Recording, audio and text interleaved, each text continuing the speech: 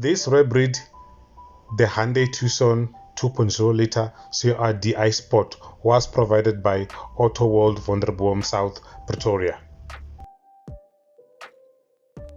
You guys already know that I'm driving the Hyundai Tucson, the 1.6 liter TGDI DCT Sport. Yeah, that one, which is a pre-facelift on this one. These cars are basically almost the same. There's tweaks and tints here and there, the front, the back, and the interior, but we are gonna look at that. And in this video, I am going to see if I should buy it or not. Now, let's go check it out.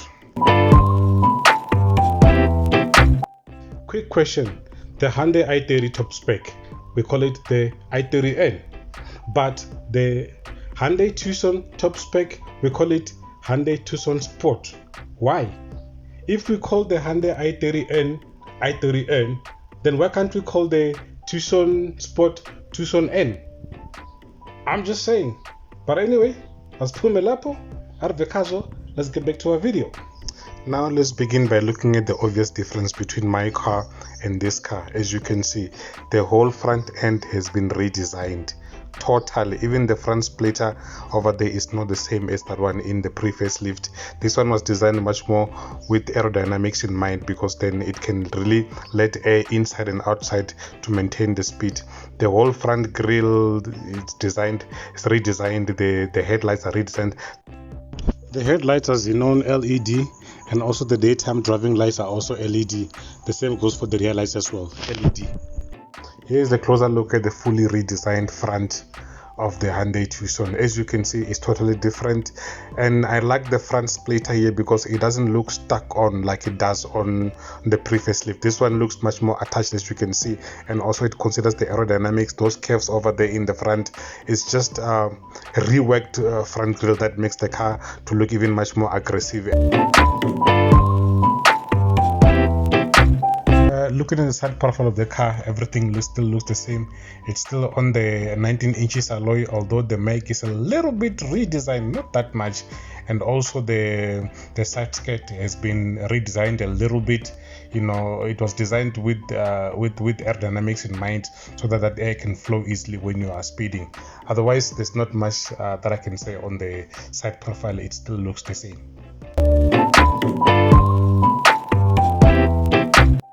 Now let's look at the back. I think I now understand why these automakers always do this thing called facelift, because what they do is they just change here and there a little bit, and non-car guy would not even notice the difference, would even see this car as the same as my previous car. Like for example, the new BMW that is coming, the G20, looks almost the same as the pre-facelift, because they just tweaks here and there, you know. But anyway, the lights have been redesigned a little bit. The diffuser also has been redesigned. The exhaust tips are not shaped as the previous one. They also been redesigned, but otherwise it still gives the same feel. Oh yeah, the only difference that you can see is that this one is a 2 liter. It's written there, and then it's not an all-wheel drive like on the previous one where they mentioned all-wheel drive. Basically, these new 2 liters that are in diesel do not have the all-wheel drive. They only come in front-wheel drive.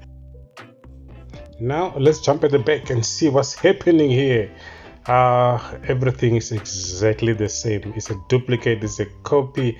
There is no difference of any kinds. It's the same.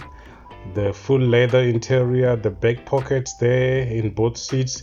The leg room is still the same. It's a galore, it's a whole lot of leg room. Back people have got the aircon vents, no USB ports.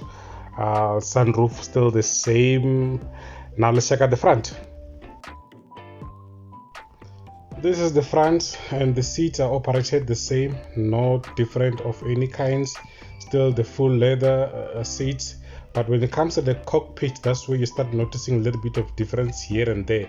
As you can see, the infotainment display is totally different, but the basic things are the same. It's got Bluetooth, it's got Apple CarPlay, Android Auto, it's got navigation built in. Your interactive menu is basically almost the same, but the design is different. I'm still have to explore this infotainment display. so that I can really know what's happening. And the sunroof, as you can see here, it's still the same. It opens just like in the previous one.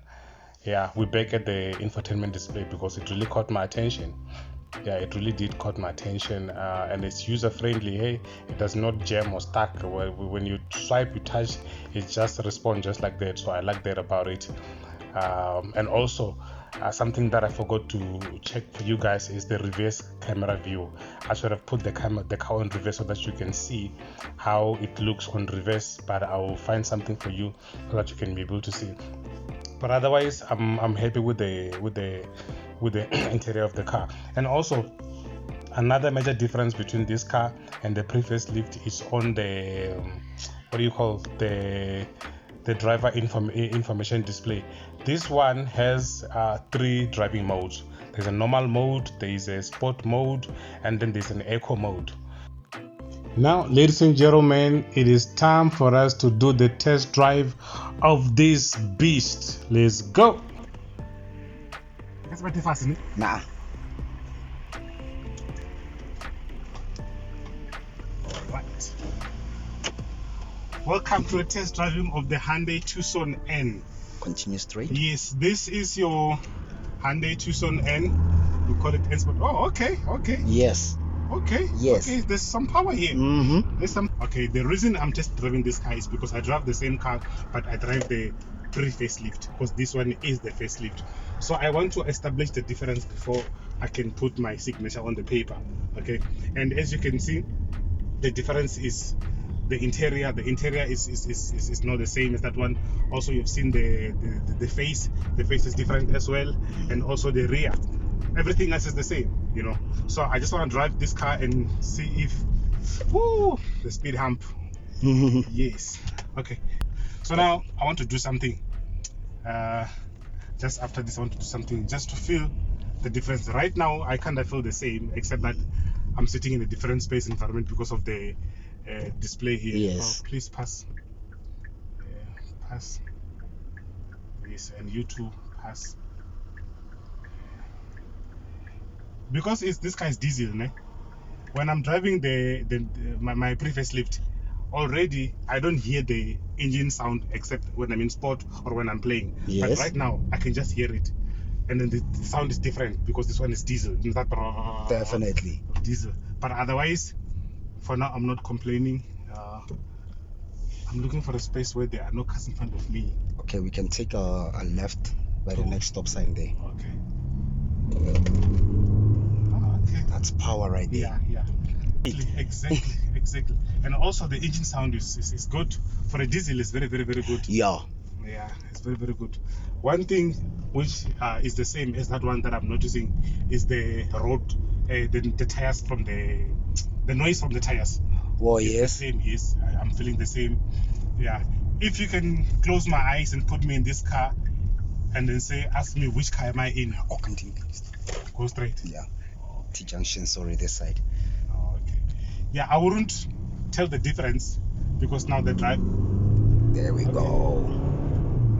Okay. There we go. Okay. There we go. I just picked up the difference between the diesel and the petrol. When you flat it out, ne? When you flat it out in the petrol one, when it changes from gear number 1 to gear number 2, it goes boom. It's got fats. Yeah. So this one just got that aggression you can feel. Yes. The engine. Just changes. Yes. So which is okay because this is not a petrol car; it's a diesel. Yes, so obviously diesel cannot function and perform just like a petrol. Definitely. So straight, right? Yes. Okay. Now let's do this. I'm gonna put it on sport mode and see how it goes. And by the way, again, this one is front wheel drive, ne? Yeah, it's not a sport mode, it's not a 4-wheel drive, it's front wheel drive. Oh, it's on eco, now it's on sport mode. Yes. Yeah. Now let's kick it. Oh, okay. Yes. Okay. So now the gear changes here from 1 to 2, 2 to 3.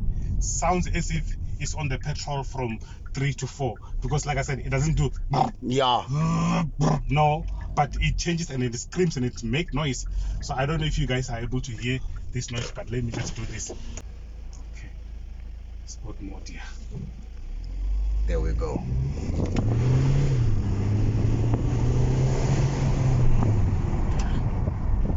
Okay. That's power right there. I'm sure you heard that sound. Yeah. I'm sure you heard that sound. Okay, all right. So that was the sport mode. Let's check other mode that we have. We've got your normal mode, eco mode. Yes. Now I'm on eco mode when I'm cruising to Limpopo. Yeah. I'm on N1. I'm just cruising to Limpopo there, chillaxing. No manga business. Yeah. And by the way, because it's diesel, it's very much fuel efficient. It doesn't consume like petrol. That one, the petrol one. It chows. Yo. It chows. Yes. See, right now I'm averaging 6.8 kilometers per hour per 100 kilometers. In that one, it's always 10.8 kilometers. One of the reasons why I want to let that one go, so I can get this one, Yes. so I can get to save. Because basically, I know on the insurance it will still be the same. Definitely. That's where you come in. Yes. Yeah, but otherwise, Hypo, it does this on eco. This is eco. That's power right there. On This thing eco. is a beast on its own. I thought it won't make any noise because it's eco. Oh, okay. All right. That was the test drive, and now I want to talk about things that really separate this one and the pre-facelift.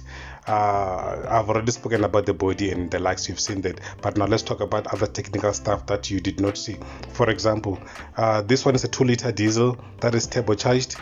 It produces 150 kilowatts with 460 newton meters of torque, which means there's good pulling power. Also, it is mounted on an 8-speed automatic transmission, and then also it drives only the front wheel, unlike the pre-facelift which drove the all wheels.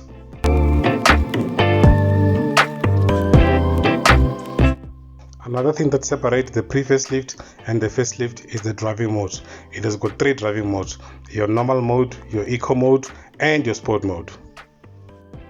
I won't waste your time by mentioning the features because they are already mentioned in the video for the pre-facelift. If you haven't seen that video, click on the link on the description and then go check that video out. You'll be able to learn all the features that are basically the same between this one and the previous one. In the beginning of the test drive, I mentioned that I'm doing this so that I can be able to to know if I should buy this car or not. Yeah, I wanted to feel if there's a difference between the pre-facelift, which is this one, my current Tucson N, and the facelift, which is the one that I'm currently test driving right now. Well, to be honest with you, there isn't much of a difference. There isn't any difference basically, except that you will be hearing the engine of the sound of the engine because it's diesel. It makes noise, blah blah blah blah blah blah blah. But otherwise, also the outlook of the car, the front design, the back, the interior is different, but the drive of the car is almost the same. Although the petrol one has got much more power, since it's got farts, pops and bangs and stuff like that. This one does not have those things, but it also makes very much it makes a lot of noise, but it is missing the pops and bangs, and that is understandable because it's a diesel, but it's very fast, hence the 460 newton meters of torque. So now, you guys, if you want to know if I bought this car or not, you've got to stay tuned and subscribe, and then you will know in the next video. Otherwise, like, subscribe, stay tuned. Thanks for watching. Till I see you on the next one. Peace.